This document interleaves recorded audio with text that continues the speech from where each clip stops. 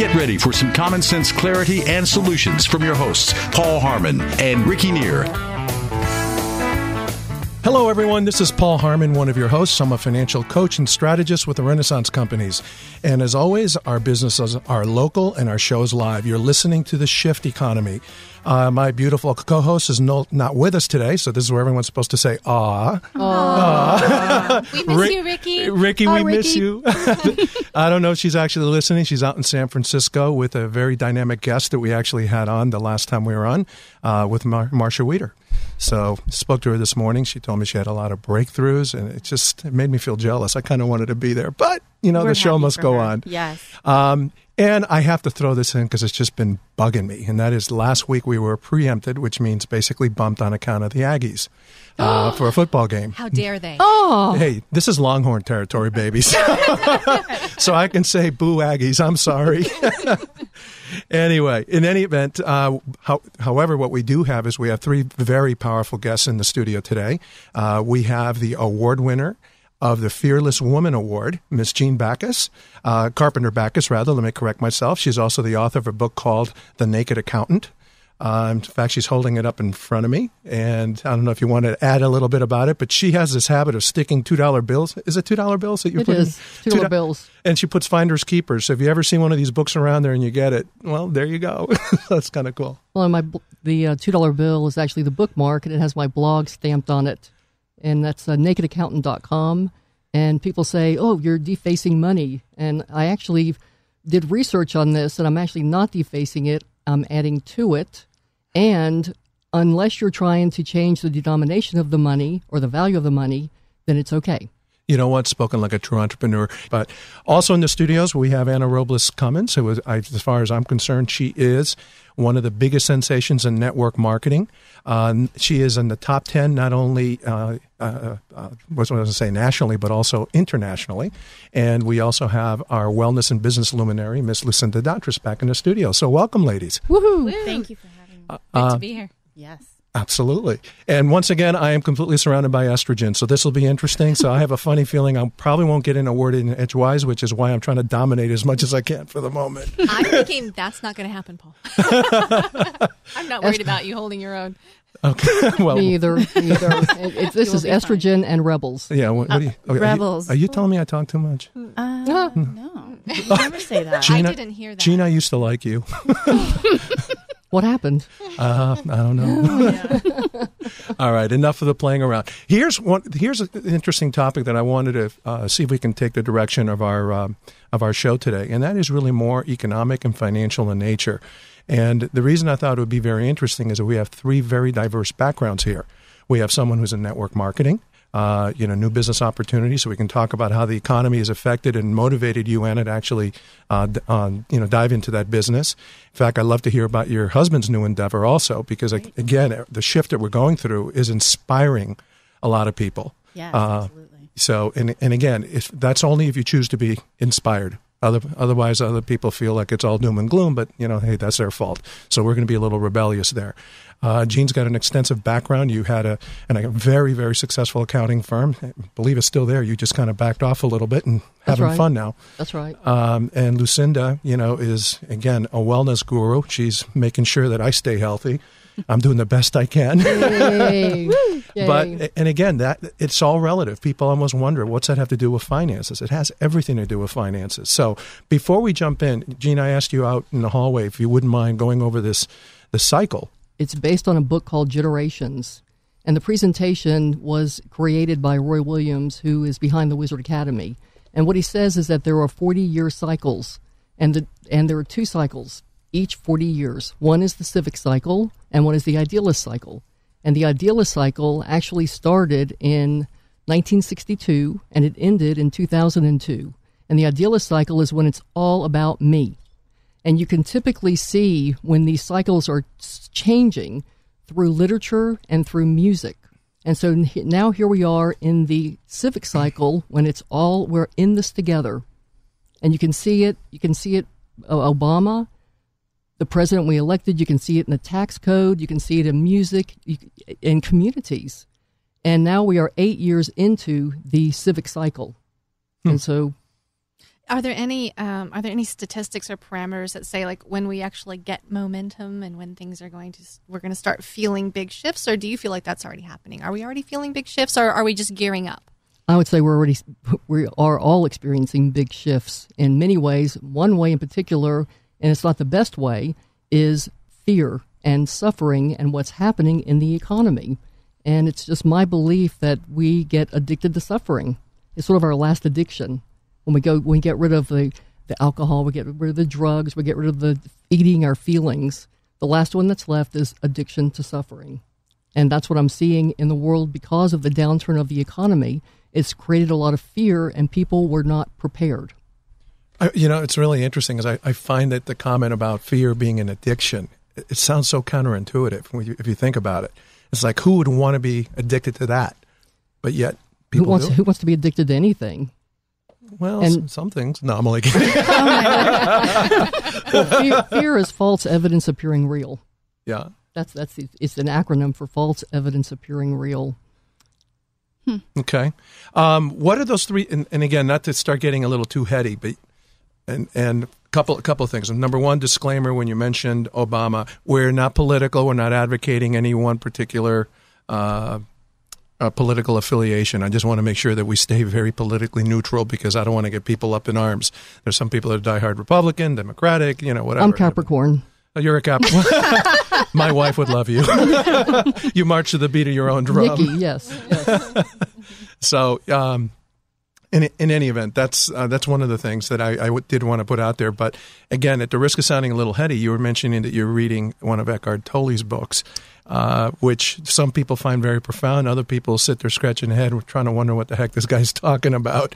But you pointed out three things that sounded real interesting. Yeah, he always gets my attention, and he particularly got my attention. Something I heard this morning, I'm actually listening to his book, and he said, if you don't have these three things and one of these three things and everything you do, then you either have to move to acceptance or you have to give it up.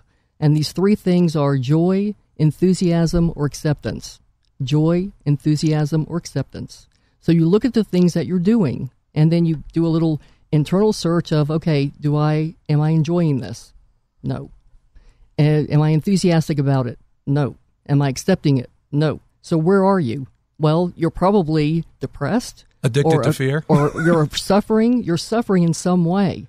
And so he says the easiest one to move to is acceptance. Because face it, we all have things that we have to do that we don't enjoy, and we're certainly not enthusiastic like a flat tire.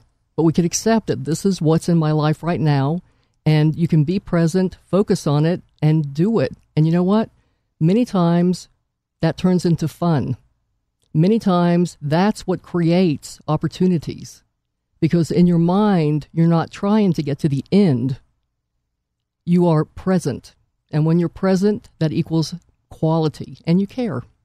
What's really interesting is that one of the things that we try to really have as one of the main themes of our show, regardless of what area we're talking about, is that there's a lot of outdated thinking that's out there that no longer holds true today. And specifically, what was taught to us by our parents is that you have to make sacrifices in order to have a fulfilled life.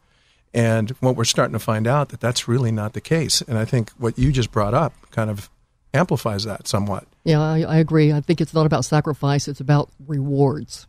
Well, exactly. And they're not mutually exclusive. In other words, if you're saying, hey, listen, and you made a very interesting comment outside. I said, look, we need to bring that up in the show. Suffering is optional. That's right. Suffering is optional. I really like the sound of that. What we do is we just stop, think, and choose again. Stop, think, and choose again, and start getting into the habit of doing that. So, I'm sorry, go ahead. I was thinking that one of the shifts that really is coming up as we grow into a more enlightened culture is that very often what we were taught in our socialization is that there's a right way and a wrong way. So we end up in a world that's very black and white, that it's either this way or it's that way. You're right, yeah. So we have this option to suffer or not to suffer, or to sacrifice, or to be selfish. So the option is either you sacrifice or you become this selfish thing. So it's either martyrdom.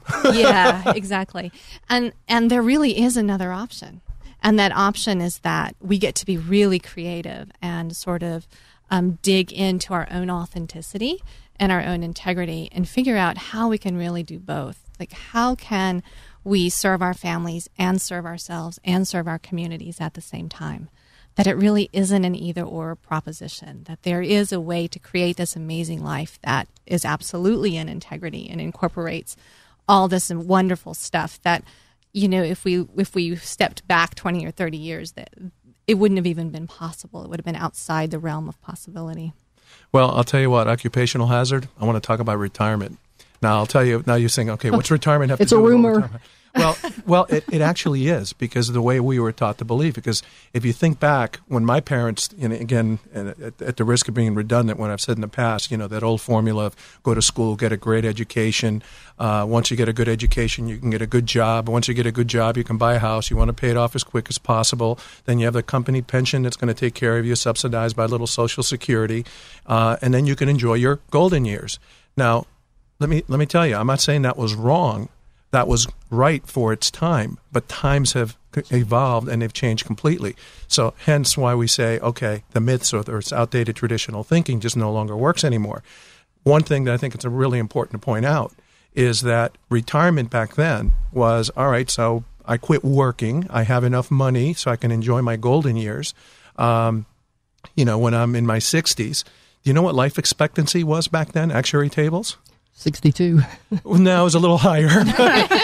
No, it was actually about 10 years difference. I mean, most men were living to 72. Women, historically, were living somewhere in the neighborhood of 75. Now, for some people that really study those tables, they can challenge me. I may be off by, a couple, 3 years. But so if you think about it, and again, from a financial standpoint, inflation was a non-factor. And here's the sad part. Let's talk about cost, and that's, that the sacrifice made for, created for us. What did we do? The sacrifice or the cost was all those sacrifices that we had. So now we can enjoy 5 to 10 years. And here's what it looked like. The first several years, we travel and we do all the things that we didn't want to do. Of course, we have aches and pains and we didn't feel so hot. Can't see, can't hear. Yeah, right. And what's really interesting is that we have evolved also because as people, by the way, I'm going to draw the contrast here. The fastest growing segment of the population are the centennials. A lot of folks don't realize that. All right, so we're living longer. I had Mike Dillard on air a long time ago who said, well, I don't know if I'd want to live that long. Well, if that old mental picture of living long was accurate, I probably wouldn't want to live that long either, because that means life is going to basically, I'm going to use a technical term, suck. Thank you. We think alike. Because you're going to be aches and pains, which is why we have a wellness professional here. I mean, look what's happened, look what's happened in our society. Genetically, we have evolved. We're living longer. It's not just advances in medicine. As a species, we're lasting longer. So what does that do to our old picture of retirement? The old picture of retirement was, hey, you traveled, you wore out the welcome mat visiting all your friends, and then eventually you sat around lingering, waiting to die, which is pretty pathetic when you think about it. Yes. And last comment, and then please, I want to get you all involved here. I said I wasn't going to dominate, but I'm taking it while I can. I told you. I know. All right. We're going to put them up. See, now you made me forget what I was. Retirement. One last comment. Retirement. One last comment. With me, there's never one last comment. And I think that's what Lucinda was trying to put out there. But what I was going to basically say is that now we have to redefine what retirement is. And when I had Lee Brower call in, this kind of blew me away, caught me from left field. He said the whole concept of retirement was invented by, and it sounded by a gentleman with a German last name that goes either back to the late 1800s or I think it was more like early 1900s. The concept of retirement was, hey, listen, we're not going to have to work, which on the surface sounds appealing, but again, that is lingering, waiting to die. Yes. So bottom line is what we really need to do is we need to focus on being actively engaged, because retirement is doing what you want to do. It's freedom. That's exactly right. So freedom. So why do you have to wait to be in your 60s to experience that freedom? And I think that's what this new generation is bringing. The new 20-somethings are starting to recognize that I don't want to live through what my parents had said. We need a new word. Retirement is obsolete. It has become completely obsolete. Well, now that I've completely taken up the time, and we're going to take a quick, short commercial break. For those of you that are listening for the first time, you're listening to Austin's Talk 1370, The Right Choice. And if you want to find out more about the Shift Economy movement, you can go to theshifteconomy.com. We'll be right back after the break.